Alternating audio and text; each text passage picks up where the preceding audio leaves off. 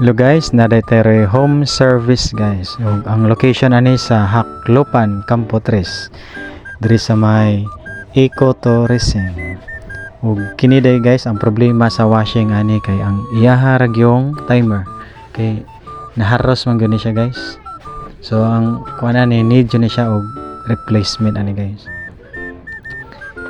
So mo ni ato ang gibuhat, ato na siya ni siya gisugdan dayon, nya gikuha na ato ang karaan. Ug kani siya mo ni atong itaod guys, mo ni ang bago na itong wash timer.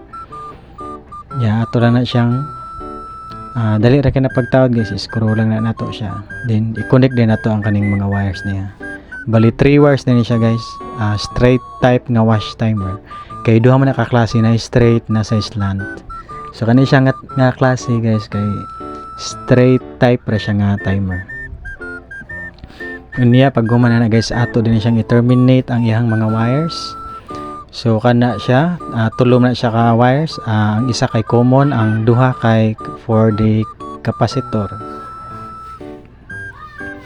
So diya guys, ato na siyang gisugdan guys, kitap na to daan ang kanang common niya.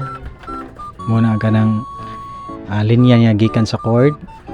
Nya pag gumana na guys, ang yellow og kaning red mo na siya capacitor. So muna siya guys, munang tulo siya kabuk nga wire. Di sad pud nato na siya kuanon guys, tihikon og electrical tape para dili pud ta mag-ground ani in kaso mabasa sa tubig. Di man jud malikayan nga mabasa ang timer usahay. So dapat safety gud ang atong client ani guys igamit.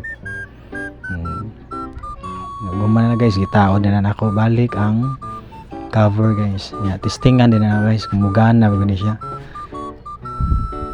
Ug usap sa din guys, ang kanilang washing guys, sige ra ni siya og clockwise, so dili siya mo reverse. Mo sa netimailhan guys nga guba ang timer. So dapat na siya reverse. Mo man siya kusog na kay. Ug kung kinsa rito guys, ganahan magpa-check o magpaayos sa ilahang washing machine, palihog lang kog contact sa akong Facebook page, Rickson Celia, or sa akong number 0967-374-6652. Daghang salamat sa pagtanaw.